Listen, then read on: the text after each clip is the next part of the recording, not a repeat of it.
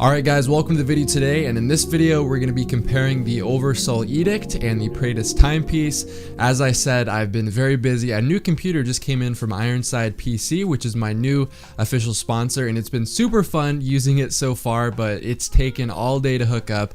I didn't have any time to play the raid, and I know I said I would, but at least for this video I'm on Benny's account. Benny is a good friend of mine, he's in the clan, and so I had a good amount of time to play Rumble, and I'm basically going to be talking to you guys about the different stats that are on the weapons, kind of how they feel in PvP, and overall which one I would recommend depending on what type of player you are. The first of the two weapons that I'm going to be taking a look at is the Adept Praedyths Timepiece, and I know a lot of people will make the argument that the Adept portion does not matter and that elemental types on primaries do not play any sort of role in PvP.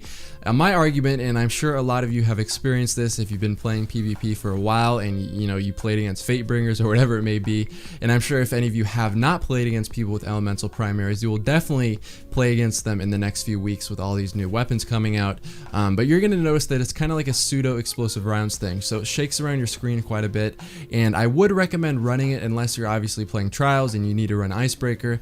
Then you'd want to stick with the legendary version, the non-adept. But if you do have the slot open and you're using a Matador or LDR or any sort of legendary heavy and secondary, then I would definitely recommend using the adept as your primary weapon. Initially, what you notice about the Praedyths Timepiece is that it's a very slow weapon. It just feels sluggish, and I didn't know if it had been because I hadn't played Destiny for a few days and I'd been on Titanfall 2, which if you're not aware is a very fast-paced game. So I went online and my suspicions were very soon confirmed. From the Destiny database on Destiny Tracker, I learned that it has an incredibly low equip speed rating. Usually you'll find weapons sitting somewhere and it's on a scale of 1 to 100. You'll usually find it between 40 and 60, and this weapon, the Praedyths Timepiece, is rated at a 25, so it's very similar to the Clever Dragon, where it has high stability, really consistent, and that's one of my favorite things about it, is that the recoil is very easy to manage. It melts people because of how high the stability is, but at the same time it takes a really long time to ADS, a really long time to swap to the weapon, and the weapon just feels very slow and kind of fat, if that makes any sense. It feels like a heavy weapon almost at this point. So you kind of have to look at, if you're a passive player, if you stay back a lot, maybe this weapon might be suited more for you, but the Oversoul Edict is kind of like the polar opposite in terms of the play style that goes with it. Moving on to the Oversoul Edict, you'd expect to see a little bit of that trade-off between range and stability. Earlier we saw on the Praedyths Timepiece that the Praedyths kind of edges out the Oversoul in terms of stability.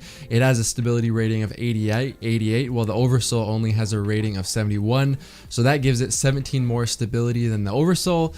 But when it comes to range, the Oversoul only has 8 more range than the Praedyths Timepiece, and with pulse rifles, you really don't see too much of a range drop off with damage or aim assist, so for the most part range is a non-factor. But it should be noted that while I was playing, I did notice that drop off a little bit sooner with the Praedyths Timepiece, but as an end-all factor, it really isn't too important. Even though range is a bit of a non-factor in this comparison, the saving grace of the Oversoul Edict is the equip speed rating, which relates to how fast you pull the weapon out and how fast you can aim with it. The equip speed rating on a 100-point scale for the Oversoul Edict is at 60, and looking back, if you remember earlier in the video, the Praedyths Timepiece only had an equip speed rating of 25, and that's a margin of 35 points on a 100-point scale, which is a very, very wide margin. So we saw that the stability was superior on the Praedyths Timepiece by 17 points. So if you look at this, a 35-point difference is pretty massive, and it's the main thing that I noticed when I was playing Rumble with it, is that the weapon just feels a lot smoother, a lot quicker, a lot more natural. The main issue that I had with the Praedyths Timepiece is that it just felt sluggish, it felt slow.